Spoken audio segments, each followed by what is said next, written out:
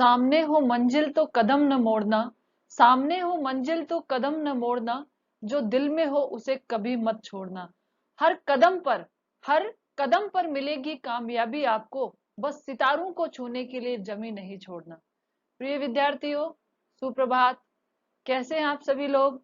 आपका दिन मंगलमय हो, आपको हर कदम पर कामयाबी मिले, आप अपनी मंजिल को प्राप्त करें। इन्हीं भावनाओं के साथ आज हम ये कक्षा प्रारंभ करने जा रहे हैं। तो मंजिल को पाने के लिए कदमों को आगे बढ़ाना पड़ता है। कदम आगे बढ़ाने के लिए सिर्फ सोते रहने से मंजिलें नहीं मिलती है, जागना पड़ता है। ठीक है? सपने वो नहीं होते, सपने वो नहीं होते जो हम बंद आंखों से देखते हैं। सपने वो होते हैं जो हमें सोने नहीं देते हैं। स्टूडेंट्स, सोना जरूरी है तो उतना ही जागना भी जरूरी है। तो आई होप आप 4-5 दिन में खूब सो लिए होंगे। 4-5 दिन से हमारी कक्षा नहीं हुई है। आज से हम हमारी क्लास फिर से कंटिन्यू करेंगे। करनी है या नहीं करनी है, कि फिर सोते ही रहना है? यदि मंजिल पानी है, सितारों को छूना है, तो जमी पर रहकर चलना आवश्यक है। ठीक है स्टूडेंट्स, तो हम क्लास प्रारंभ करें आज की। तो जो हमारे स्टूडेंट्स अभी तक नहीं आए हैं वो आ जाएं, ताकि हम क्लास स्टार्ट करें। आप देख पा रहे हैं ना, हम एनसीईआरटी, आरबीएसई, सीबीएसई जो अभी सबके लिए एक ही नया कोर्स है, हमारा नवीनतम पाठ्यक्रम है, काव्य खंड का पाठ पढ़ने जा रहे हैं भवानी प्रसाद मिश्र। और उनकी कविता है हमारे पाठ्यक्रम में, घर की याद। किसकी याद? घर की। आपको आपका घर कैसा लगता है, बताइए देखे। जितना अच्छा आपको अपना घर लगता है, उतना ही अच्छा कवि को भी अपना घर लगता है, और सबको अपना घर बहुत अच्छा लगता है। ठीक है? भारतवर्ष हमारा देश, हमारा घर है। ठीक है स्टूडेंट्स, तो चलिए हम पढ़ने जा रहे हैं अब। जो आपके दोस्त अभी तक नहीं आए हैं, एक बार उनको शेयर कर दें, वह भी आ जाएं। हम बहुत ही महत्वपूर्ण कवि का आज अध्ययन करने जा रहे हैं, Bhawani Prasad Mishra. Are you ready? क्या आप तैयार हैं? चलिए चलते हैं हम अब। ओके, आप देख पा रहे हैं भवानी प्रसाद मिश्र को। भवानी प्रसाद मिश्र महान कवि, साहित्यकार, स्वतंत्रता सेनानी। कैसे कह सकते हैं हम स्वतंत्रता सेनानी? जब ये कविता पढ़ेंगे तो आपको पता चल जाएगा। अभी भवानी प्रसाद मिश्र का जन्म सन 1913 में टिगरिया गांव, होशंगाबाद, मध्य प्रदेश में हुआ था। महान कवि, साहित्यकार, स्वतंत्रता सेनानी भवानी प्रसाद मिश्र, जो आधुनिक काल के कवि हैं, और आधुनिक काल में दूसरे तार सप्तक के प्रमुख कवि। नोट कर लेना इस चीज को। कौन से तार सप्तक के? दूसरे तार सप्तक के। अब ये तार सप्तक क्या होता है, ये मैंने आपको बताया था शायद पहले एक बार, कि मैंने एक वीडियो है मेरा पहले का, जिसमें मैंने क्या बताया था, हिंदी साहित्य का काल विभाजन और नामकरण करवाया था। ठीक है? तो हमने उसमें काल पढ़े थे, तो उसमें हमने देखा था कि आधुनिक काल जो था, उसमें प्रगतिवाद के बाद कौन से वाद का आरंभ हुआ था? बताइए देखें स्टूडेंट्स, जल्दी से बताइए कमेंट्स करके, कि प्रगतिवाद के बाद कौन सा युग आया था? ठीक है, बताइए। प्रगतिवाद के बाद में प्रयोगवाद आया था, जिसके जनक माने जाते हैं अज्ञे। अज्ञे के निर्देशन में एक सप्तक निकला था, क्या कहते हैं उसको? तार सप्तक का उन्होंने प्रारंभ किया था। तार सप्तक, सप्तक का मतलब क्या होता है? 7। उस तार सप्तक में 7 कवियों की रचनाएं, 7 एक जैसी विचारधारा वाली कविताओं का संकलन किया गया था, जिसे तार सप्तक कहा गया। और ऐसे 4 सप्तक निकले थे। तो जो दूसरा सप्तक था, उसका दूसरे सप्तक के प्रमुख कवि कौन माने जाते हैं? भवानी प्रसाद मिश्र। अब आ गया समझ में? चले आगे देखिए। आपका जन्म 1913 में होशंगाबाद, मध्य प्रदेश में हुआ था, और आप दूसरे तार सप्तक के प्रमुख कवि माने जाते हैं। ठीक है स्टूडेंट्स, और इनके बारे में हम क्या जान सकते हैं? आपकी जो प्रारंभिक शिक्षा है वह होशंगाबाद, नरसिंहपुर और जबलपुर में हुई। इसके बाद आपने हिंदी, अंग्रेजी और संस्कृत से क्या किया? बीए, बीए पास किया। इसके बाद में भवानी प्रसाद मिश्र महात्मा गांधी के विचारों से प्रभावित हुए, और उनके विचारों से प्रभावित होकर आपने एक विद्यालय खोल दिया। क्या खोल दिया? स्कूल खोल दिया। और उस स्कूल के कारण महात्मा गांधी के विचारों से प्रेरित होकर स्वतंत्रता आंदोलन में उस विद्यालय के माध्यम से योगदान देने के कारण आपको 1942 में गिरफ्तार कर लिया गया और उसके बाद आप 1949 में आजाद हुए। ठीक है, इस प्रकार से कवि भवानी प्रसाद मिश्र ने स्वतंत्रता आंदोलन में भी अपना योगदान दिया। फिर आगे देखिए, अब हम इनकी रचनाएं देखते हैं। सतपुड़ा के जंगल, सन्नाटा, गीत फरोश। गीत फरोश के कारण इनको काफी उपलब्धि प्राप्त हुई थी। ठीक है, चकित है दुख, बुनी हुई रस्सी, खुशबू के शिलालेख, अनाम तुम आते हो, इदम न मम, ये इनकी प्रमुख रचना के नाम है स्टूडेंट्स। इसके बाद में इन्हें क्या मिला? साहित्य अकादमी पुरस्कार से सम्मानित किया गया, जो हिंदी का सर्वश्रेष्ठ पुरस्कार है, आप जानते हैं। मध्य प्रदेश शासन का शिखर सम्मान प्राप्त हुआ, दिल्ली प्रशासन का गाली पुरस्कार एवं पद्मश्री से अलंकृत किया गया। देखो अलंकृत शब्द आया ना, मैंने अलंकार वाली क्लास में आपको बताया था, किसी को कोई सम्मान मिलता है तो उसे कहते हैं कि उसको सम्मानित किया गया, ये नहीं कहते हैं उसको अलंकृत किया गया। ठीक है, और भवानी प्रसाद मिश्र की मृत्यु कब हुई? 1985 में। ठीक है, चले हम आगे की ओर, तो चलिए चलते हैं। देखिए, सहज लेखन और सहज अभिव्यक्ति का नाम है भवानी प्रसाद मिश्र। स्टूडेंट्स, आज की क्लास में कवि का जीवन और साहित्यिक परिचय मैंने आपको लिखकर नहीं दिया है, पिछली क्लास में मैंने दिया था, इस बार आप लिखकर मुझे सेंड करेंगे और इसी के अंदर से आपको क्या करना है? कवि परिचय और साहित्यिक परिचय लिखना है। तो कवि भवानी प्रसाद मिश्र आधुनिक काल के कवि हैं, भारत के महान साहित्यकार हैं, साथ ही कवि होने के साथ क्या है? एक स्वतंत्रता सेनानी है, गांधीवादी विचारक हैं। गांधीवादी विचारों से प्रभावित होकर आपने विद्यालय खोला, जिसके कारण आपको 1942 में गिरफ्तार कर लिया गया और 1949 में आप आजाद हुए। ठीक है, इतना हम उनके बारे में जान चुके हैं, इनकी रचनाओं के नाम जान चुके हैं। अब देखते हैं हम आगे कवि के बारे में कि सहज लेखन और सहज व्यक्तित्व का नाम है भवानी प्रसाद मिश्र।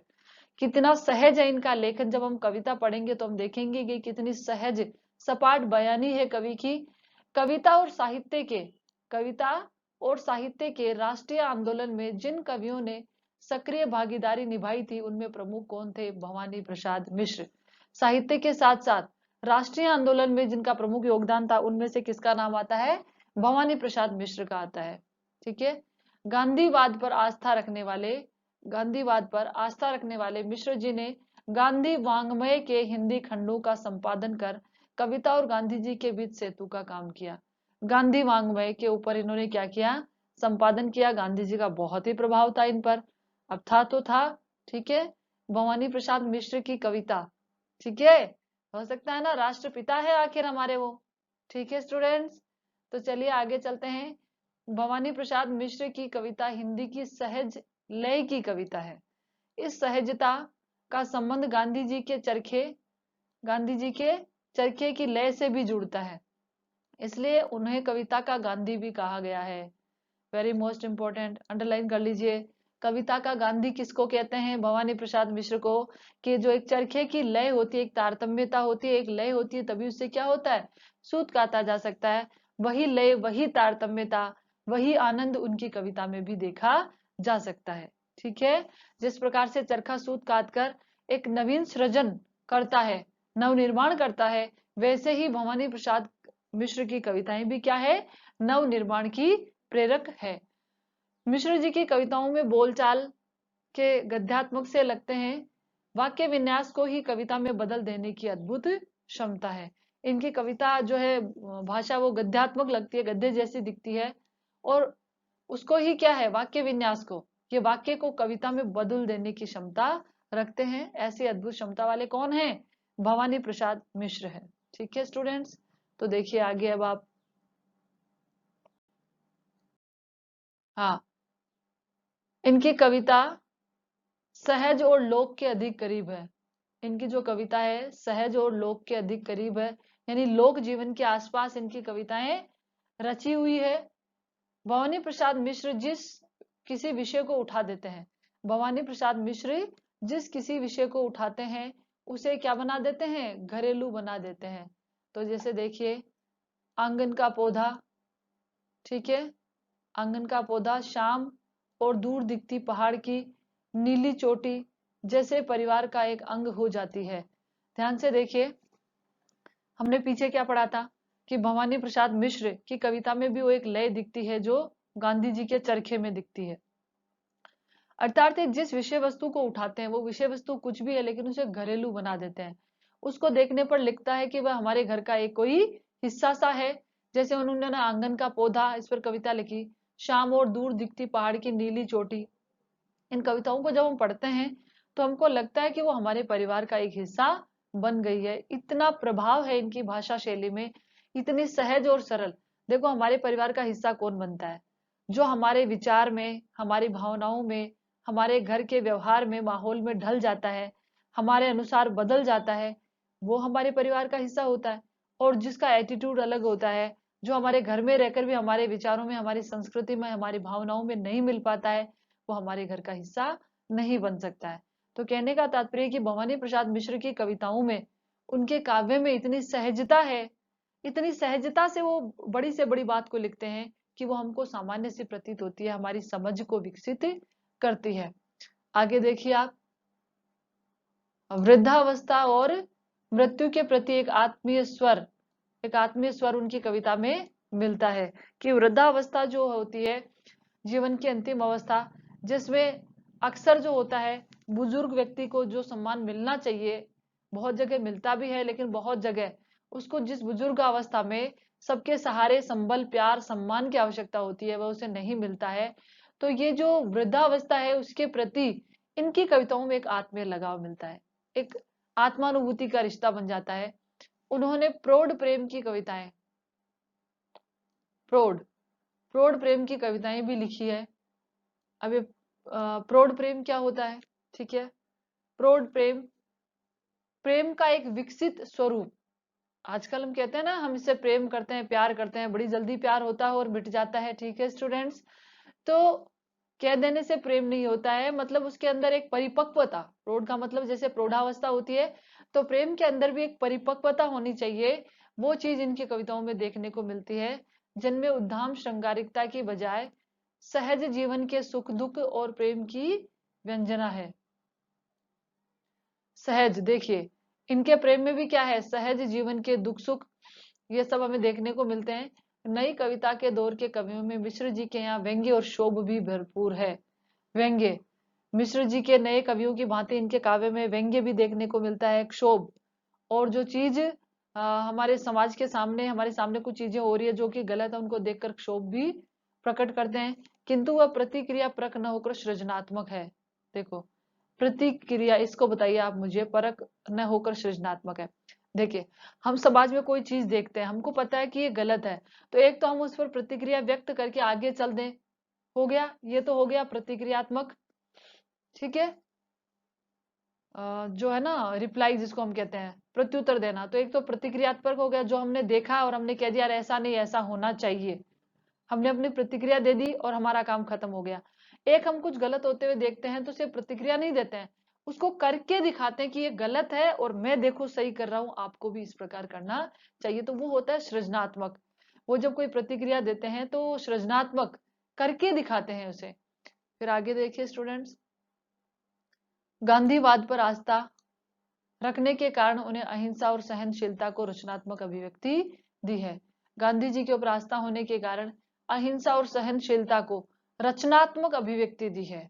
रचना का मतलब क्या होता है? वही एक निर्माण करना। ने अहिंसा और सहनशीलता को अपनाकर आप एक नव निर्माण को प्रेरित कर सकते हो, नव निर्माण कर सकते हो। ठीक है स्टूडेंट्स, यहाँ तक आपको समझ में आ गया? तो चले हम आगे की ओर। तो चलिए देखते हैं, हमारी अगली स्लाइड कहाँ गई भाई? देखिए, अब हम जो आज मूल पाठ पढ़ने जा रहे हैं, इस पे आप अपना ध्यान लगाइए। घर की याद कविता में घर के मर्म का उद्घाटन है। कवि को जेल प्रवास के दौरान घर के विस्थापन की पीड़ा सालती है। कवि की स्मृति संसार में उसके परिजन एक एक करके शामिल होते चले जाते हैं। घर की अवधारणा की सार्थक और मार्मिक याद कविता की केंद्रीय संवेदना है। ध्यान से देखिए इसको बेटा। घर की अवधारणा, सार्थक और मार्मिक याद कविता की केंद्रीय संवेदना है। ये जो कविता है कि घर के मर्म का, मर्म मतलब अंदर तक घर का क्या महत्व होता है, एक बारीकी से हम समझ सकते हैं इस कविता के माध्यम से कि कवि जब जेल प्रवास में होते हैं तो जब वो अपने घर से दूर होते हैं तो उन्हें अपने घर की बहुत याद आती है, और जेल में जाकर वो घर का वास्तविक महत्व जो महसूस करते हैं ना। हम अक्सर क्या होते हैं, अपने घर में रहते हैं। देखिए, आज हम कोरोना कोविड-19 के कारण सब अपने घरों में हैं। हमको कितना बुरा लग रहा था शुरू शुरू में, हम घर से बाहर नहीं जा सकते, हम घर में बैठकर ही बोर हो रहे हैं। हम अपने घर में ही परेशान हो रहे हैं कि हम बाहर नहीं निकल सकते, हम तो घर में कैद हो गए, हम क्या करें, हम ये करें, हम वो करें। कितनी सारी टेंशन हो गई लोगों को कि हम बाहर नहीं जा सकते, हम घूम नहीं सकते, हम फिर नहीं सकते। इतने बड़े घर में हमको इतनी समस्या हो रही है। तो जरा सोचिए उन स्वतंत्रता सेनानियों के बारे में जो 4-5 भाई की कोठरी के अंदर 10-10, 15-15 साल बिताया करते थे। अंडमान निकोबार की वो कोठरियां जहां पर वीर सावरकर ने अपने जीवन के कितना कीमती समय व्यतीत कर दिया। ऐसे ही हमारे बहुत सारे स्वतंत्रता सेनानी, जरा सोचिए उनके बारे में कि उनको तो एक छोटी सी कोठरी मिलती थी जिसमें एक फिक्स क्राइटेरिया होता था, एक निश्चित जगह होती थी कि इतनी ही दूरी में आपको रहना है, जहां पर वो रात दिन बंदी रहते थे। उनको कैसा महसूस होता होगा। हमको तो है ना 15 अगस्त और 26 जनवरी, जब दो हमारे स्वतंत्रता दिवस आते हैं ना, हमारे राष्ट्रीय पर्व आते हैं ना, उनको भी हम क्या करते हैं, आज स्कूल में नहीं जाएंगे, पढ़ाई नहीं हो रही है। आधे स्टूडेंट्स आ जाते हैं, आधे नहीं आते हैं। उनके बारे में नहीं सोचते हम कभी भी, जिन्होंने बिना किसी स्वार्थ के हंसते हंसते अपने प्राणों का उत्सर्ग कर दिया। जेल में सड़ते रहते थे, वो जेल में चक्की पीसते थे, कितनी यातनाओं को झेलते थे कि मेरा देश आजाद हो सके, मेरे देशवासी स्वतंत्रता की सांस ले सके।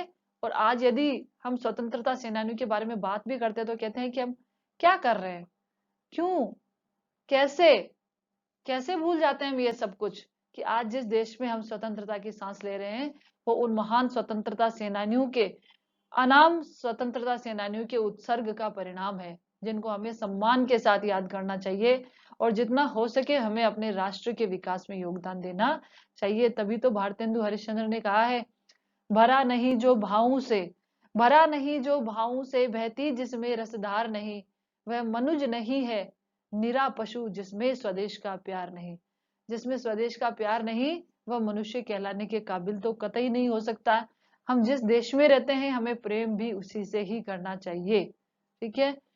तो देखिए, ये जो कविता है घर की अवधारणा की सार्थक और मार्मिक अभिव्यक्ति है कि एक घर का क्या महत्व होता है, उसकी सार्थकता को, उसके मर्म को यहाँ पर उजागर करती है कि बहुत अच्छी बात है, हम अपने घरों में तो हैं, कम से कम स्वतंत्र हैं, आजाद हैं। तो घर कवि को कैसा लगता है, एक एक करके उनकी स्मृति में उनके परिजन आते जाते हैं, वो अपने घर को याद करते हैं। और हम कहते हैं ना, किसी भी चीज का एहसास उसके खोने के बाद होता है, जब वो हमारे पास होती है ना तो हम उसकी कद्र नहीं करते हैं। इसलिए हमको कद्र करनी चाहिए। तो आपके लिए क्वेश्चन है यहाँ पर, आप मुझे ये बताइए, मैं पहले बता चुकी हूँ इसलिए मैं नहीं बताऊंगी। आप मुझे बताएंगे कि कवि जेल क्यों चले गए। जेल प्रवास देख रहे हो ना आप, यहाँ पे देख रहे हो, जेल, जेल प्रवास, कवि जेल में क्यों चले गए, इसका आंसर आपको यहाँ पर मुझे देना है। मैं तो आपको पहले बता चुकी हूँ। चलिए हम चलते हैं अगली स्लाइड की ओर। देखिए, अब यहाँ से हमारी जो कविता है वह प्रारंभ होती है। कविता कितनी सरल है, आप देखिए, रहा है रहा है रहा है रहा है, लास्ट तक। आज पानी गिर रहा है, बहुत पानी गिर रहा है, रात भर गिरता रहा है, प्राण मन घिरता रहा है। कितनी सरल कविता है, सहज कविता है, जैसा हमने पाठ परिचय में पढ़ा था वैसी ही ये कविता देखने को मिलती है। यहाँ पर क्या होता है, भवानी प्रसाद मिश्र कहाँ होते हैं, जेल में होते हैं। क्यों होते हैं ये आपको बताना है, मैंने आपसे प्रश्न पूछा है। तो आप सबसे पहले संदर्भ लिखेंगे कि प्रस्तुत काव्यांश किसके द्वारा रचित है। आधुनिक काल के महान कवि, साहित्यकार और स्वतंत्रता सेनानी भवानी प्रसाद मिश्र द्वारा रचित है। जो हमारी पाठ्य पुस्तक आरोह, जो हमारी पाठ्य पुस्तक आरोह में कविता का क्या नाम है, घर की याद। आरोह में घर की याद शीर्षक से अवतरित है या में संकलित है, ऐसे आप लिख सकते हैं। ये संदर्भ है। फिर आप प्रसंग लिखेंगे कि कवि जेल प्रवास के दौरान अपने घर को याद करता है, अपने उनकी स्मृति में उनका एक एक परिजन आता है, तो कवि को अपने घर की बहुत याद आती है, उनको पीड़ा होती है कि उनके घर वाले किस प्रकार से घर में रह रहे होंगे। और यहाँ पर जो बात हो रही है कि क्या हो रही है, वर्षा हो रही है, मूसलाधार वर्षा हो रही है, और वर्षा हो रही है और कवि को अपने घर की याद आ रही है, तो उनको कैसा महसूस होता है, उनके मनोभावों को यहाँ पर उजागर किया है। कवि ने जेल में रहते हुए कविता लिखी है और अपने मनोभावों को उजागर किया है कि जेल में रहते हुए जब उन्हें अपने घर की याद आ रही है और बहुत ही वर्षा हो रही है, मूसलाधार बारिश हो रही है, तो उनको कैसा लगता है। देखिए कभी कभी क्या होता है, आप खुद ही देखिए, अभी जैसे बहुत मूसलाधार बारिश हो रही है, आप घर में नहीं है, कहीं बाहर है, तो आपको भी तो अपने घर की याद आती है नहीं आती है? ऐसे नहीं तो ऐसे ही आ जाती होगी कि छत पे कपड़े सूख रहे होंगे, अभी गीले हो जाएंगे, कोई सामान है जो भीग जाएगा, मेरे घर में क्या रहा। यदि हम यहाँ पर रह रहे हो और हमारा गांव कहीं और है, तो अभी तो हम सोचते हैं इस वक्त बारिश आ रही है, मेरे गांव में ये हो रहा होगा, मेरे घर में ये हो रहा होगा, तो सबको अपने घर की याद आती है। घर तो घर होता है। तो चलिए स्टूडेंट्स, अब हम व्याख्या देखें। चलिए अब हम सप्रसंग व्याख्या करते हैं। कवि क्या कहते हैं, शब्दार्थ देखो, इसमें कुछ है ही नहीं स्पेशल, बहुत सरल है। आज पानी गिर रहा है, कवि भवानी प्रसाद मिश्र कहते हैं कि आज बहुत तेज वर्षा हो रही है, बहुत पानी गिर रहा है। बहुत तेज वर्षा हो रही है, बहुत पानी गिर रहा है, बहुत तेज बारिश हो रही है, मूसलाधार वर्षा हो रही है, चारों ओर पानी ही पानी हो रहा है। रात भर गिरता रहा, और ये वर्षा रात भर से हो रही है, रात भर से पानी गिर रहा है। प्राण मन घिरता रहा, और इस प्रकार से मूसलाधार बारिश रात भर से हो रही है कि मेरे प्राण मेरा मन कई आशंकाओं से घिरा रहा। मेरे प्राण मेरा मन आशंकाओं से घिरा रहा। कौन सी आशंकाओं से? जेल में रहते हुए उन्हें घर की स्मृति हो आती है, और इतनी मूसलाधार वर्षा में उनके मन बड़ा व्यथित हो जाता है, वो बहुत चिंतित हो जाते हैं, उनका प्राण और मन घिरता रहता है, अर्थात उन्हें अपने घर की बहुत याद आती है। इतनी मूसलाधार वर्षा में वो अपने घर को याद करते हैं और बड़े पीड़ित दुखी हो जाते हैं। बहुत पानी गिर रहा है, फिर वही पंक्ति है कि बहुत तेज वर्षा हो रही है, चारों ओर पानी पानी हो गया है। घर नजर में तिर रहा है, देखो तैर रहा है। जिस प्रकार से इतनी मूसलाधार बारिश आज भी हमारे देश में क्या आ रही है, चारों ओर बाढ़ आ रही है और घर के घर ही तैर रहे हैं, देखा है ना आपने? क्योंकि कितना तेज नदी का बहाव आता है, पानी आता है, और घर तो नाव की तरह तैरने लग जाते हैं, बड़े बड़े बांध टूट गए, 10-10 मंजिला जो है, जो बिल्डिंग है, भवन है, वो उखड़ गए हैं और वो नाव की तरह उस पानी में तैर रहे हैं। तो घर नजर में तिर रहा है। जिस प्रकार से बहुत पानी गिरता है, मूसलाधार वर्षा होती है, तो क्या होता है, बाढ़ आ जाती है और घर तैरने लगते हैं, उसी प्रकार कवि की नजर में उनका घर तिर रहा है, अर्थात कवि की आंखों के समक्ष घर की एक एक स्मृतियां ताजा हो रही है, घर की एक एक याद उन्हें आ रही है। ठीक है।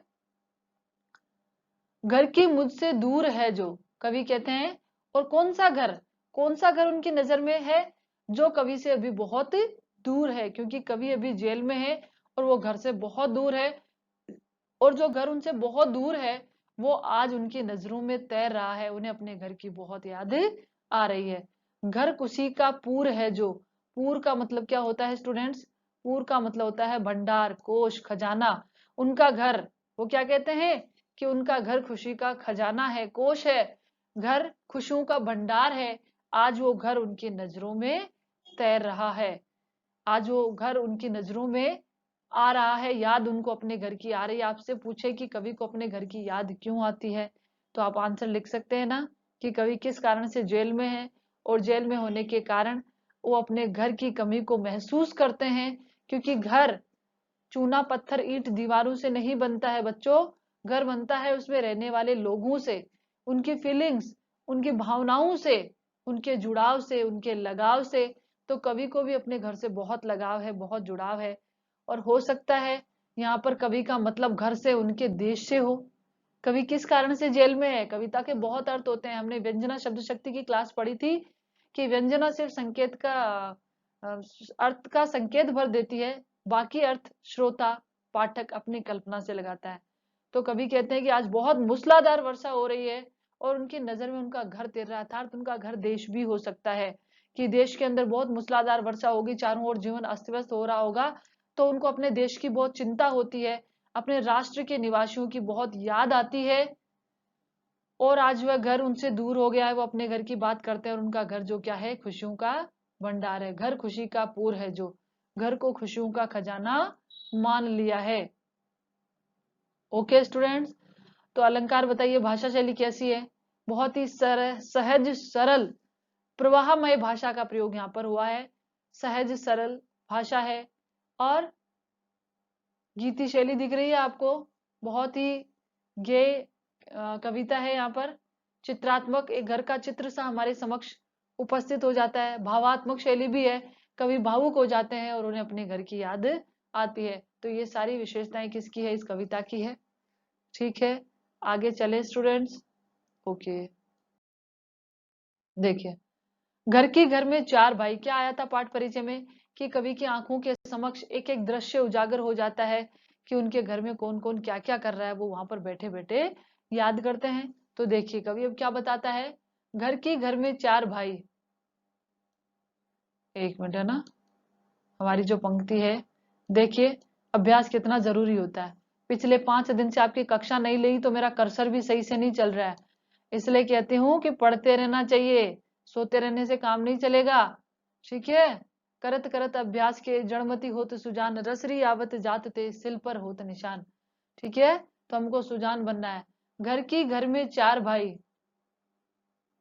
देखिए यहाँ पर यमक अलंकार नहीं है क्योंकि दोनों शब्दों का एक ही अर्थ है, और पुनरुक्ति प्रकाश इसलिए नहीं है क्योंकि दोनों के बीच में क्या आ गया है कि घर में चार भाई। ये पंक्ति को बनाने के लिए उन्होंने इस प्रकार के शब्दों का प्रयोग किया है। घर में चार भाई, कवि कहते हैं कौन सा घर? वह घर उनका जिसमें क्या रहते हैं? उनके चार भाई रहते हैं। उनके चार भाई रहते हैं। मायके में बहन आई, अभी वो याद कर रहे हैं कि जो उस समय का जो समय, जैसे हमको पता है कि अभी रक्षाबंधन है, हमको पता है कि होली है, तो हमारे घर पे उस समय कौन कौन आता है, हम भले घर पे नहीं होते लेकिन हम बैठे बैठे याद तो कर सकते हैं। और कभी हम दूर होते हैं, फोन करते हैं तो हम पूछ लेते हैं ना, मम्मी दीदी आई हुई है क्या, क्योंकि हमको पता है कि वो इस समय आती है। तो कभी भी सिर्फ एक याद कर रहे हैं कि उनका वो घर जिसमें उनके चार भाई है और अभी उनकी बहन मायके आई हुई है, यानी उनके घर में उनकी बहन आई हुई है। बहन आई बाप के घर, उनकी बहन है तो वो किसके घर आई है? अपने पिता के घर में आई है। उनकी बहन अपने पिता के घर में अपने मायके आई है। हाय रे परिताप के घर, परिताप, हाय रे, देखो कवि का अफसोस होता है। परिताप का मतलब क्या होता है बताइए स्टूडेंट्स? परिताप का अर्थ क्या होता है? ताप का अर्थ, परिताप का अर्थ होता है अत्यधिक दुख। क्या होता है स्टूडेंट्स? अत्यधिक दुख। हाय रे परिताप के घर, अब कवि एक तरफ तो अपने घर को याद करता है, उनको कहता है कि उनका घर खुशियों का खजाना है, खुशियों का भंडार है, सिर्फ आनंद ही आनंद है वहां पर। फिर कवि ने अपने घर को परिताप का घर क्यों बताया? बताइए, इसका आंसर कौन बताएगा? सोचिए, थोड़ी सी कल्पना कीजिए कि कवि ने अपने घर को परिताप का घर क्यों कहा है। कवि कहते हैं कि मायके में उनकी बहन आई है, पर हाय रे, हाय रे शब्द किसके लिए आता है? विस्मयादि बोधक अव्यय है ना, हाय। तो वो उनको बड़ा अफसोस होता है कि उनके घर पे उनकी बहन आई है, लेकिन वो मायके में आना तो खुशी की बात होती है, लेकिन वो परिताप के घर, कष्ट और दुखों के घर में क्यों आई है? ऐसा कवि ने अपने घर के लिए क्यों कहा है? इस प्रश्न का उत्तर मैं तो आपको बता सकती हूँ, लेकिन मैं जानती हूँ कि मेरे स्टूडेंट की कल्पना शक्ति कितनी मजबूत है। तो आप इस क्वेश्चन का आंसर मुझे आज ही क्लास खत्म होने से पहले पहले, और नहीं तो खत्म होते ही जरूर बताएंगे, ठीक है? नहीं तो अगली क्लास में मैं बताऊंगी। देखिए, घर में सब जुड़े हैं। घर कैसा है? घर में सब जुड़े हैं। सब हैं कि इतने, कब जुड़े हैं? चार भाई चार बहनें, चार भाई चार बहनें, बुझा बाई प्यार बहनें। देखिए अपने घर के बारे में क्या कह रहा है कवि, घर में सब जुड़े हैं। घर, उनका घर, कौन सा घर? देखिए घर, उनका घर, ऐसा घर जिसमें सब आपस में जुड़े हुए हैं। घर, ऐसा घर जिसमें सभी आपस में जुड़े हुए हैं। किससे? प्रेम, भाईचारे, स्नेह, ममत्व की डोर से जुड़े हुए हैं। ऐसा घर है उनका जिसमें सब आपस में जुड़े हुए हैं, सब एक दूसरे की भावनाओं को समझते हैं, एक दूसरे से प्रेम करते हैं, सम्मान करते हैं, प्रेम स्नेह की भावना की डोर से जुड़े हुए हैं। सबकी इतने कब जुड़े हैं?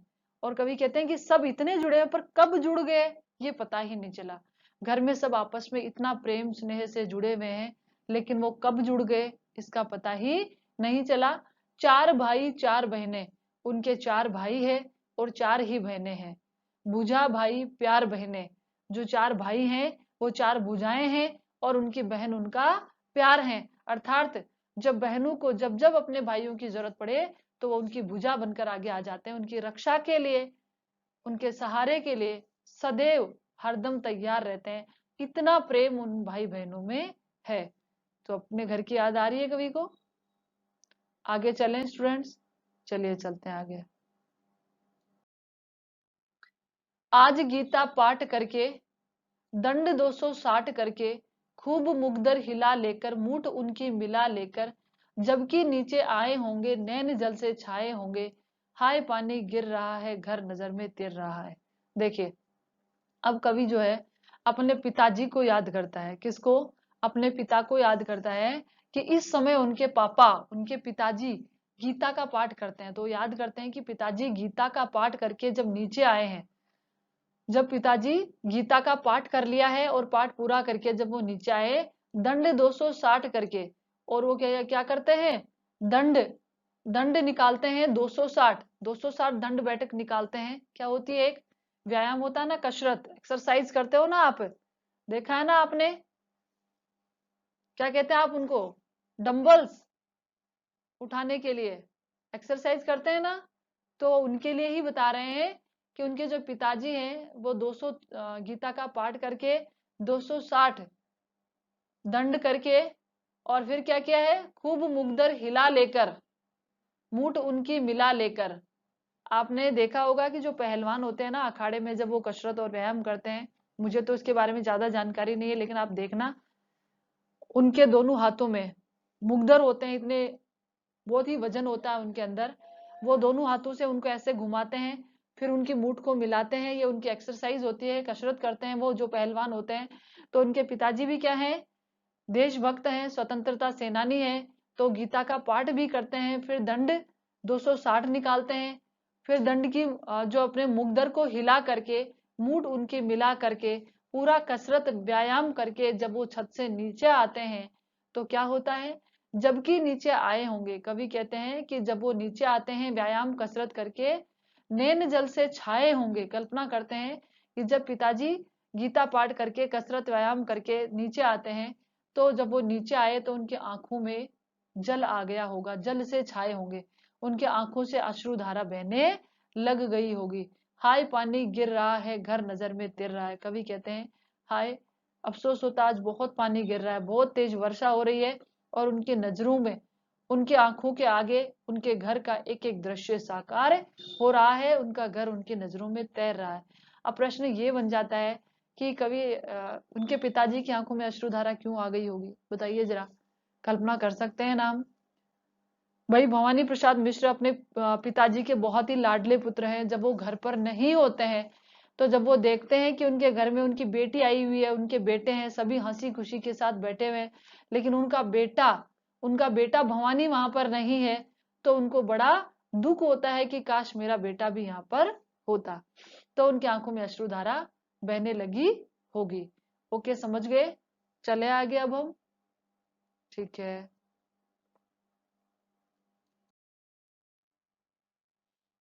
देखिए, पांचवा मैं हूं अभागा। क्या कहा था पीछे? चार बेटे हैं ना उनके और चार बेटियां।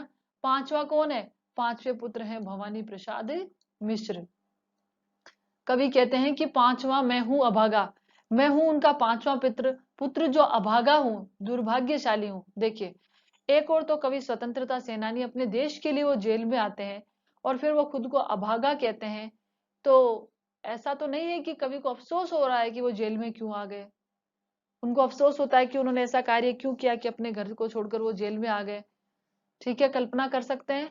ऐसा नहीं हो सकता है, कवि स्वतंत्रता सेनानी है, उन्होंने अपना जीवन देश के लिए समर्पित कर दिया, लेकिन ये कविता क्या है? घर की याद, कि घर का क्या महत्व होता है एक व्यक्ति के लिए, वो इस कविता में बताना चाहते हैं। अभागा उन्होंने इसलिए माना है कि उनके कारण से अभागा, हमारी जिंदगी सिर्फ हमारी नहीं होती है, हमारे परिवार वालों की भी होती है, उनकी खुशियों का ध्यान रखना भी हमारा दायित्व है।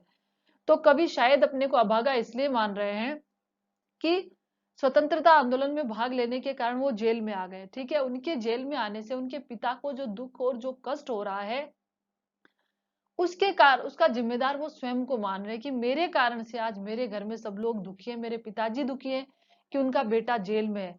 तो एक पुत्र होने के नाते उनका दायित्व है कि वो अपने माता पिता को खुश रखे, लेकिन देश सेवा करने के कारण वो अपने पिता को दुखी कर रहे हैं, उनके पिता की आंखों में अश्रुधारा बह रही है, ये पिछली कविता स्लाइड में हमने देखा। तो हो सकता है इसलिए कवि अपने को अभाग्यशाली मानते हैं कि उनके कारण से उनके पिता दुखी हैं। जिसे सोने पर सुहागा पिताजी कहते रहे, प्यार में भी बहते रहे। पिताजी, हाँ यही बात है। देखिए उनके पिताजी हमेशा भवानी प्रसाद मिश्र को क्या कहते थे? सोने पे सुहागा होना। क्या है ये? लोकोक्ति है ना, सोने पर सुहागा। क्या अर्थ होता है सोने पर सुहागा होने का? अर्थ है, बताइए, देखें कमेंट्स करके बताएंगे। लोकोक्ति है सोने पर सुहागा होना, इसका अर्थ आप बताएंगे। कवि कहते हैं कि उनके पिताजी उनको क्या मानते थे? सौभाग्यशाली, अपने लिए भाग्यशाली मानते थे। अपने पुत्र को सोने पर सुहागा समझते थे। अपने चारों पुत्रों में, चारों पुत्रों के बाद पांचवें पुत्र को सबसे श्रेष्ठ समझते थे। अपने जीवन में सबसे जो महत्वपूर्ण स्थान है अपने इस पुत्र को देते थे और प्यार में बहते रहे। वे अपने इस पुत्र के प्यार में बहते रहे। इसलिए कवि कहते हैं कि उन्होंने जो कुछ किया, कवि भवानी प्रसाद मिश्र ने जो कुछ किया, पिताजी की भावनाओं के विरुद्ध होकर भी भले स्वतंत्रता आंदोलन में भाग लिया, तो पिताजी अपने पुत्र से इतना प्रेम करते थे कि प्यार में बहते रहे। भवानी प्रसाद मिश्र के प्यार में बहकर उनके पुत्र ने जो करना चाहा उन्हें करने दिया। आप देखिए आज आपका बहुत मन करता है कि हम ये कार्य करें, हम वो कार्य करें, बहुत सारे कार्य करने की इच्छाएं होती है। हो सकता है कोई कार्य करने से आपका कुछ नुकसान हो जाए, इसलिए आपके माता पिता आपको रोकेंगे कि बच्चा ये काम नहीं करना, लेकिन आप जिद करते हो नहीं मुझे तो ये करना ही है। वो चाहते हैं कि आप डॉक्टर बनो, लेकिन आपका आपका सपना है कि नहीं आपको तो बिजनेस करना, आपको नहीं पढ़ना, आप डॉक्टर नहीं बनना चाहते। वो आपको एक बार कहेंगे, दो बार कहेंगे, चार बार समझाएंगे, लेकिन आप नहीं मानेंगे, नहीं मैं तो यही करूंगा, मैं तो यही पढ़ूंगा, मैं तो यही कोर्स लूंगा। तो वो आपके प्यार में बहेंगे कि नहीं बहेंगे? आपसे बहुत प्यार करते हैं, इसलिए उनको लास्ट में आपको आप नहीं मानोगे तो उन्हें तो मानना ही पड़ेगा कि उनका पुत्र कह रहा है, उनका बच्चा कह रहा है, तो आपके प्यार में बह जाएंगे और जो आप कहेंगे वो आपको करने देंगे। ठीक है कोई बात नहीं, कर लो, करने देते हैं ना। तो कहते हैं कि पिताजी उनके प्यार में बह जाते हैं और भवानी प्रसाद मिश्र जो करना चाहते हैं उन्हें करने देते हैं। लेकिन आज उनके कारण से यदि उनके पिताजी दुखी हैं तो कवि अपने आप को अभाग्यशाली मानते हैं। चलिए आज देखिए, आज उनके स्वर्ण बेटे लगे होंगे उन्हें हेटे, क्योंकि मैं उन पर सुहागा, बंदा बेटा हूं अभागा। आज देखिए, हाँ माना, वो कहते हैं कवि कि पिताजी अपने चारों बेटों को खरा सोना मानते हैं। उनके पिताजी अपने चारों पुत्रों को, बाकी चारों पुत्रों को भी खरा सोना मानते हैं। लेकिन आज वो खरे सोने जैसे, अर्थात उनके जो चारों पुत्र है वो श्रेष्ठ गुणों से परिपूर्ण है। खरा सोना होना यानी उनके पुत्र है वो श्रेष्ठ गुणों से परिपूर्ण है, जिनके कारण उनके पिताजी को फक्र, गर्व महसूस होता है। लेकिन आज वो स्वर्ण बेटे भी उन्हें हेटे, हेटे का मतलब कमजोर लगे होंगे। ठीक है, कमजोर लगे होंगे। क्यों? क्योंकि सोने पर सुहागा तो किसे मानते हैं? उन चारों बेटों भले सोने हैं पर उन पर सुहागा किसको मानते हैं? सबसे सौभाग्यशाली, भाग्यशाली वो भवानी प्रसाद मिश्र को मानते हैं। जब चार बेटों के साथ उनका पांचवा बेटा नहीं होता है तो उनको अपने चारों बेटे आज कमजोर लग रहे होंगे, ऐसा कवि कल्पना करते हैं। बंदा बेटा हूं मैं अभागा, कवि कहते हैं कि आज मेरे चारों भाई जो है वो घर पे हैं, पिताजी के सोने जैसे बेटे हैं, वो खरा सोना है उनका, उनका सम्मान है, गुरूर है, आत्मसम्मान है, स्वाभिमान है। लेकिन मैं बड़ा अभाग्यशाली हूं कि आज मैं जेल में बंद कर बैठा हुआ हूं और मेरे कारण मेरे पिताजी दुखी हो रहे हैं। ठीक है स्टूडेंट्स, ये कविता बहुत बड़ी है। अभी तो बहुत सारे काव्यांश है, हमने 8 काव्यांश पढ़े हैं और शायद 18, 19, 17 या 18 के लगभग काव्यांश शेष और बचे हुए हैं। ठीक है, तो इसमें से मैंने आपसे कितने क्वेश्चन पूछे हैं? 2-3 प्रश्न आपसे पूछे हैं कि कवि ने अपने घर को परिताप का घर क्यों कहा है, कवि जेल में क्यों है, और तीसरा प्रश्न है सोने पर सुहागा होना लोकोक्ति का अर्थ क्या है। इन क्वेश्चन का आंसर आप मुझे नहीं बताएंगे, सॉरी, और मुझे आप नहीं बता पाएंगे, आपको नहीं आता तो मैं बताऊंगी। सभी जो स्टूडेंट्स है वो टाइम से क्लास ज्वाइन करें। आपके अलावा आपके आसपास में जो भी स्टूडेंट्स है, आपके रिश्तेदारी में है, आप उनको भी शेयर करें ताकि वो भी घरों पर रहते हुए अध्ययन कर सकते हैं। ठीक है, ठीक है स्टूडेंट्स, आज की क्लास हमारी यहीं पर समाप्त होती है क्योंकि पाठ बहुत बड़ा है जो अगली कक्षा में हम संपूर्ण कर लेंगे। आई होप आपको पढ़कर बहुत अच्छा लगा होगा। अब तो वैसे भी हमारे प्रतिभाशाली विद्यार्थी हैं। तो आज की क्लास हम यहीं समाप्त करते हैं। उम्मीद है कि आपसे जो प्रश्न पूछे गए आप उनके उत्तर देंगे। ठीक है, कल फिर मिलते हैं। शेष जो हमारा पाठ बचा हुआ है वह पाठ और प्रश्नोत्तर। ठीक है, तो आप कवि परिचय करेंगे इसका, इन प्रश्नों का उत्तर लिखेंगे। इसी के साथ हम कल फिर मिलते हैं। ओके बाय स्टूडेंट्स, आपका दिन जो है वह मंगलमय हो। इन्हीं भावनाओं के साथ